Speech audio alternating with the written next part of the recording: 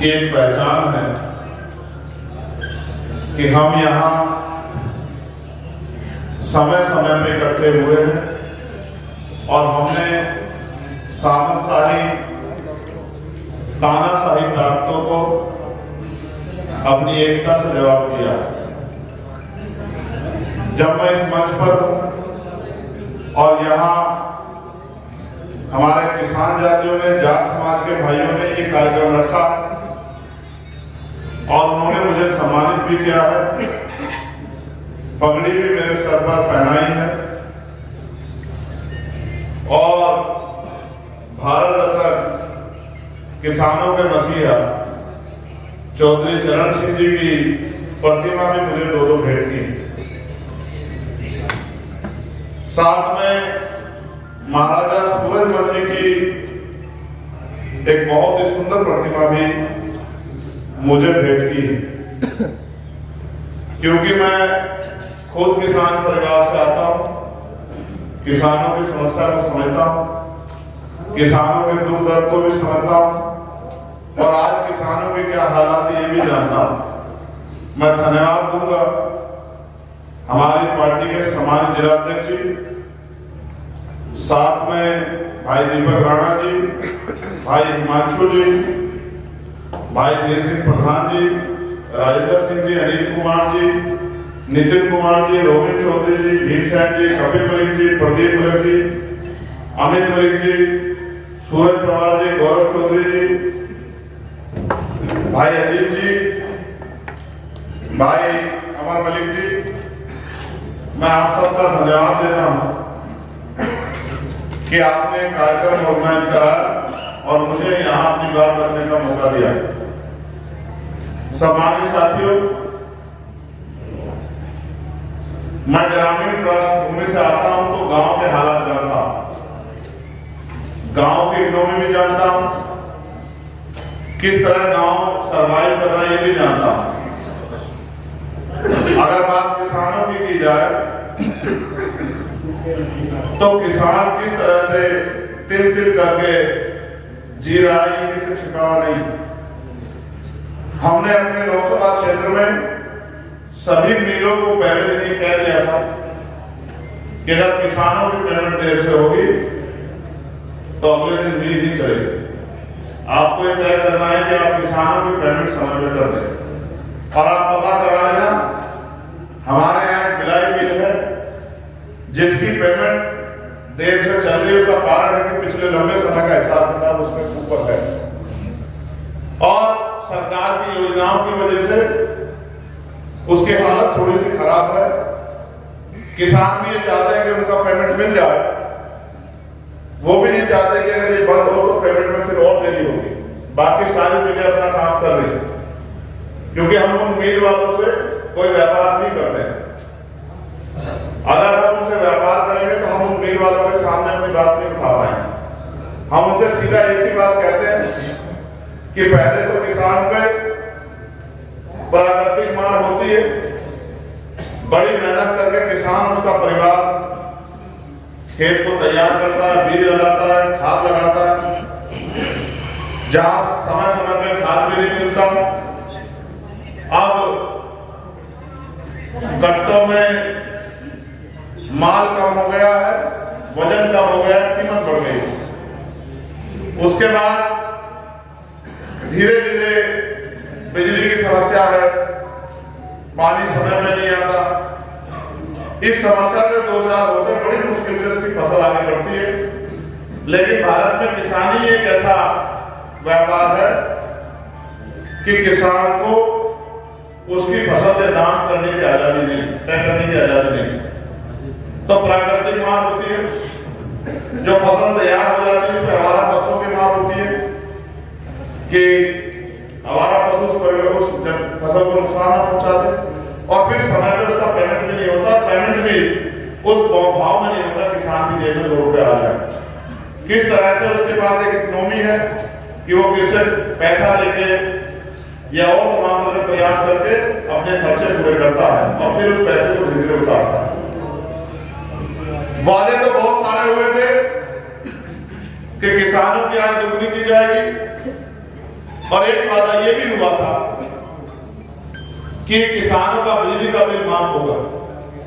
आप यहाँ सभी सम्मानित लोग बैठे हैं, पूरी ईमानदार से बताओ कि जो वादा 2022 में आपके साथ हुआ था किसानों को बिजली का बिल माफ होगा, क्या हुआ? क्या हुआ? तो जिन्होंने आपसे वादा किया था, आपसे झूठ बोल के आपको ठगने का ही तो काम किया। मैंने तो हमेशा प्रयास किया, चाहे 13 महीने किसानों का आंदोलन चला हो उसमें योगदान करके, और यह जब एक बार मान सम्मान की लड़ाई जो है, जो जंतर मंतर पर लड़ी गई थी, उसमें भी 1-1.25 महीने जब आंदोलन चला, अपना सब योगदान देके उसमें कोशिश की थी कि आपके मान सम्मान के रखवाली को आपके ऊपर कोई इस तरह की स्थिति न बने। और आप जानते हैं, मैंने बुरा कहना किसी को नहीं सीखा, जिनका मैं हाथ पकड़ता हूं, जिनसे मैं रिश्ते रखता हूं, उनको बुरा नहीं कहता हूं, लेकिन मेरे पास भी ऑप्शन थे कि मैं मंत्री बन के आगे बढ़ जाता, अपने और अपने परिवार की देखभाल तो कर लेता, लेकिन शायद उन गरीबों के लिए कुछ नहीं कर पाता जिन गरीबों के लिए लड़ाई लड़ने के लिए हम लोग आगे बढ़े, किसानों के लिए, मजदूरों के लिए। तो हमने लड़ाई का रास्ता इख्तियार किया, क्योंकि हमने वादा किया था कि जिन्होंने हमारी मेहनत में जुल्म किया, हम उनसे समय आने के साथ रहेंगे। आपने ये भी देखा कि जब बैंक में डिस्क्वालीफाई हुई की गई, तो मैं अकेला व्यक्ति था पार्लियामेंट में जिसने पूरी सरकार से जवाब मांगने का काम किया, और मंत्री जी को कहा कि अगर 2 घंटे में जवाब नहीं दिया सरकार ने तो ये सेशन नहीं चलेगा, जो हमसे बन पड़ेगा हम करेंगे, लेकिन अपने पैसे को संभालने का। 2 घंटे बाद सरकार ने जवाब दिया कि भाई बजट बढ़ा हुआ था, ये था वो था। मैं हरियाणा में भी चुनाव लड़ा, लेकिन मैं जमीन का इतना पक्का हूं अपनी बात का कि मैंने अपने साथी से पहले कह दिया कि जहां विदेश चुनाव लड़ेगी उस मीडिया के सामने प्रचार करने के लिए मैं नहीं जाऊंगा, क्योंकि जिसके सम्मान की रक्षा की लड़ाई लड़ी हो, आज उसको नीचे गिराने की लड़ाई लड़ी, ये मेरे से मुझसे नहीं होगा। तो मैं अपनी बात पे हमेशा खड़ा उतरता हूं।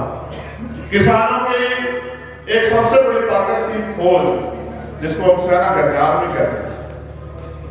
पहले किसान कोशिश करता था कि अपने बच्चे को तैयार करके उसका बच्चा सेना में जाता था, सम्मान प्राप्त करता था। हमारा पूरा क्षेत्र जो है, यहाँ से लोग सेना में भर्ती होते हैं। अभी मुझे कल ही खबर मिली कि भाई विवेक देशवाल जो है, समय की कमी थी, मैं उनके घर जाना चाहता था, मैं नेक्स्ट टाइम आऊंगा तो उनके घर जाऊंगा। भाई विवेक देशवाल जी जो श्रीनगर में पोस्टिंग थे, उनकी शहीदी हुई है। मैं उनके परिवार के अपनी संवेदनाएं प्रकट करता हूं, और उनके परिवार के लिए कुदरत से प्रार्थना भी करता हूं कि उनके परिवार को कुदरत से शहर की शक्ति दे। लेकिन आज कहां सेना में जाने का मन करता है कि नौजवान लोग को? क्या अग्निवीर योजना लाकर देश की सेना को कमजोर करने का काम भारतीय जनता पार्टी सरकार ने किया नहीं किया? बताओ मुझे। और सिर्फ सेना को कमजोर नहीं किया, नौजवानों के राष्ट्र के प्रति जो भक्ति थी, जो भाव थे, उसको भी 4 साल की नौकरी बनाते, व्यापार बनाते, उसको भी कम करने का काम किया। जहां चारों तरफ से किसानों पे, कमेरों पे, मजदूरों पे मार हो रही है, आज ऐसे पल में अगर चौधरी चरण सिंह जी होते, किसानों के मसीहा होते, सर छोटूराम होते, चौधरी दाऊदीराम होते, तो इस भारतीय जनता पार्टी की सरकार को जड़ से उखाड़ने के लिए भी चोटी का जोड़ लगा, क्योंकि वो जानते थे कि जो उनका, उनके बच्चों के और किसानों के भविष्य खिलवाड़ करेंगे, उनको सत्ता में रहने का कोई अधिकार नहीं। सहयोग से मेरे दूसरे भाई इस काम को नहीं कर पाए, मगर मुझे उनसे कोई नाराजगी नहीं। आप जानते हैं, मैंने उनका हाथ पकड़ा था और 3 बार की हारी सीट खतौली को जिता के आपके पाले में लाकर गया था। आप इस बात को जानते हैं, ये बात शायद आप नहीं बोलते। और जब मैंने हाथ पकड़ा था तो मैंने उनसे कहा कि क्यों लखनऊ के नेता थे, मैंने कहा नेता नहीं कह देगा कि मुझे नहीं धरी, आप और हम 2 भाई मिलकर इस पाले को खींच के लड़ाई में जीत के दिखाएंगे भारतीय जनता पार्टी के लोग। उन्होंने मुझसे कहा जीत जाएंगे, मैंने कहा जीत जाएंगे। मैंने कहा जब मैंने आपको जवाब दी है तो चाहे कुछ भी हो जाओ। 2 दिन बालियान जी बैठा, 2 दिन मैंने जो है 60 से ज्यादा गांव में जाकर लोगों से अपील की कि वो जीतनी। और फिर जब काउंटिंग हुई, यही सरकार थी, उपचुनाव था, भाजपा के मंत्री थे, सब लोग लग गए लेकिन भीम आर्मी के लोग जबकि ना कैंडिडेट उनका था, जबकि ना निशान उनका था, बस मेरे जवान थे तो एडी चोटी का जोड़ लगा के वहीं खड़े रहे मेरे राव से तो फिर किसान लगाते थे।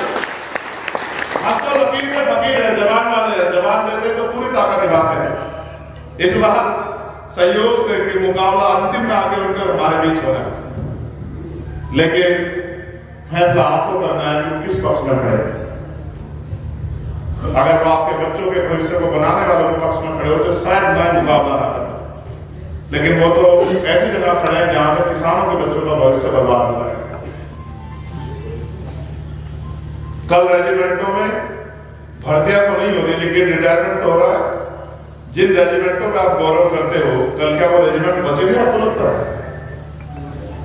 जिस डब्बे से सिर्फ निकल रहा हो उसको तो डाला ना जा रहा हो, कल वो रेजिमेंट जिन पे आप गर्व करते हो बचेंगे क्या रेजिमेंट आपको लगता है?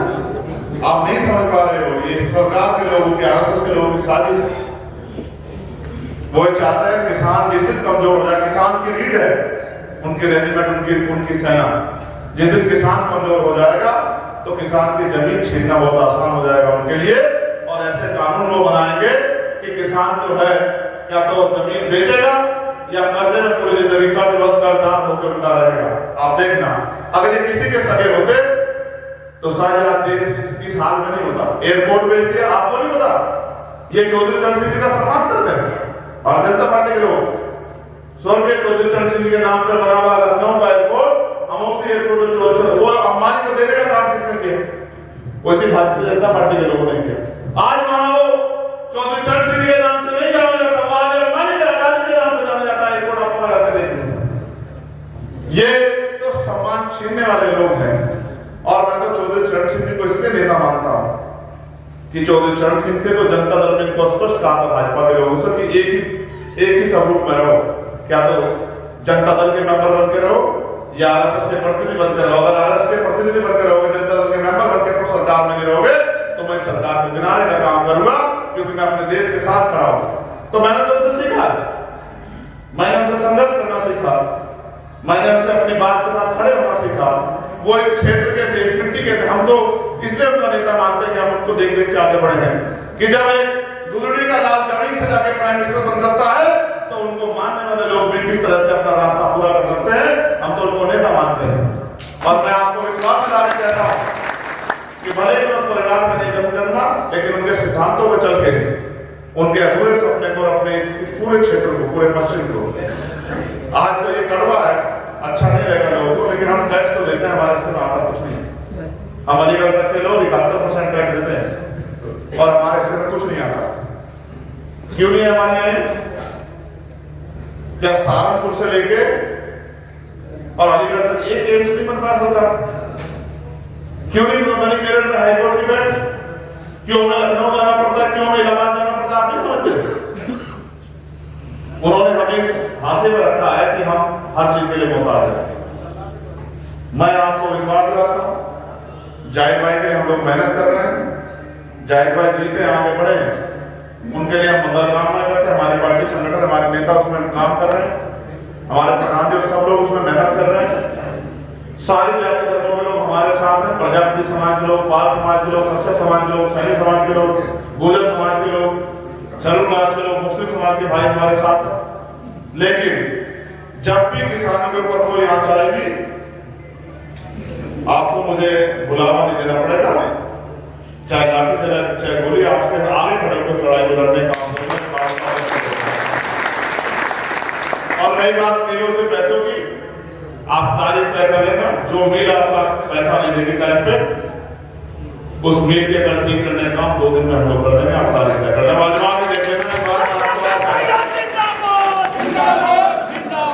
हम दिन रात सड़क पर रहते हैं और सड़क की लड़ाई को जानते हैं। मैं आपसे फिर कहना चाहता हूं, ना नौकरी बचेगी ना रोजगार, और खेती बचेगी, और खेती भी इस लायक नहीं बचेगी कि हम अपने बच्चों को पाल सके। अगर हमें बचाना है अपने देश को, संविधान को, तो फिर हमें अपने लोगों को ताकत देनी पड़ेगी। मैं आपका पुनः धन्यवाद करता हूं और आपसे अपील करता हूं, इस लड़ाई में जो सबक सिखाने की लड़ाई है कि हमें इग्नोर नहीं किया जा सकता, हमारी भावनाओं का सम्मान करना पड़ेगा। एक मौका आप मुझे और भाई जाहिद को दें और 20 तारीख को केतली का बटन दबा के इस लड़ाई को लड़ने का मौका हमें दें। मैं आपको विश्वास दिलाता हूँ इस ऋण को चुकाने का काम करूंगा और हमेशा आपके साथ खड़ा रहूंगा। आपने मुझे इतना सम्मान दिया और मैं भाई बबलू जी का, भाई दीपक राणा जी का, भाई हिमांशु जी का, उनके सभी साथियों का